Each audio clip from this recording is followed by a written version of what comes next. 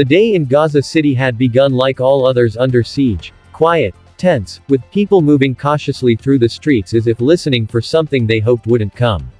Shops opened slowly, families searched for bread, children gathered near water points waiting for their turn, and every ear remained tuned to the distant hum of aircraft.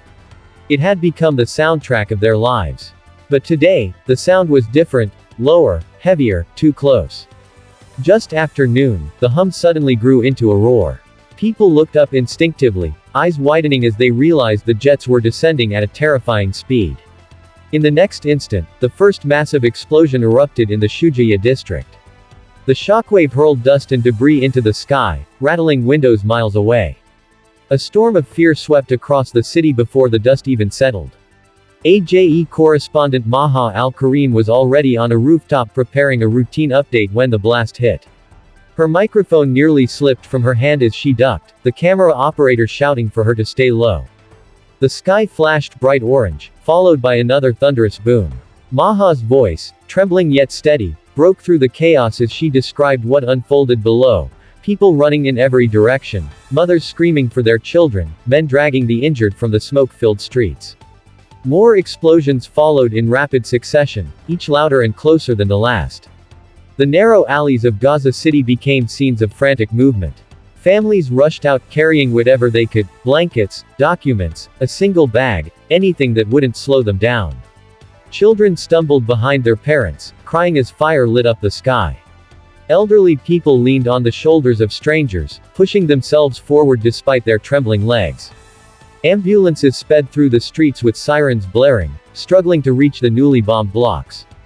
Debris littered the roads, shattered bricks, broken glass, pulverized concrete, forcing medics to abandon vehicles and run the rest of the way on foot. They climbed over collapsed walls, shouting to survivors trapped under rubble.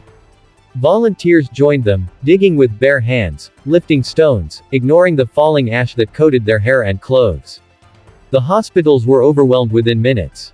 Stretchers filled the hallways, children covered in dust cried for their parents, and doctors scrambled to find any empty space to treat the wounded. The air inside the emergency ward grew thick with the mixture of antiseptic, smoke, and the metallic scent of blood.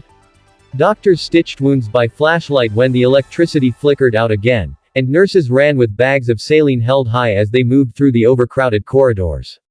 Outside, the bombings continued. Maha's cameraman captured images of entire families sitting on sidewalks, dazed, their clothes covered in ash. A father held his unconscious daughter, whispering her name over and over, shaking her lightly as if trying to convince her to wake. A young boy, no older than 8, stumbled around barefoot, calling for his mother in a voice cracked with panic. Anyone who heard him tried to help, but no one knew where she had gone. Maha tried to keep her composure as she reported live.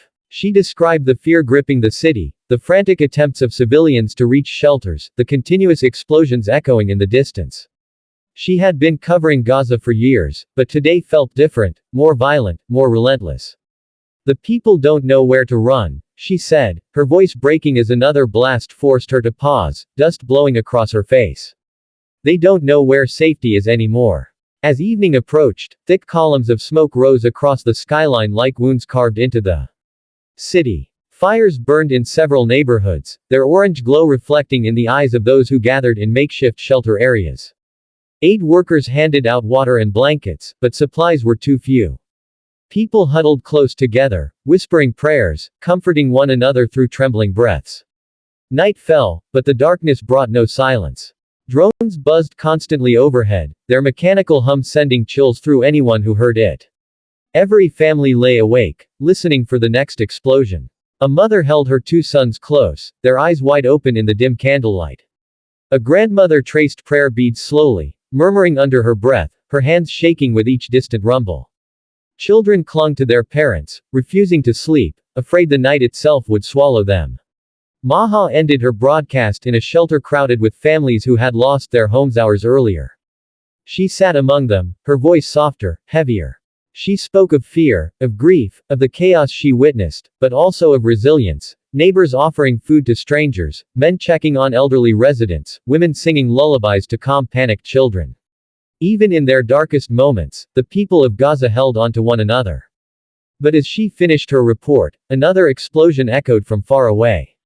The shelter walls trembled. People stiffened, fear returning instantly to their faces. A baby began to cry. Maha lowered her microphone, closing her eyes for a moment as the reality settled over her. The night would be long, and the suffering far from over. Season 1 closes with a slow, wide aerial shot over Gaza City, streets illuminated by fires, smoke drifting across the moon, families curled together inside fractured buildings.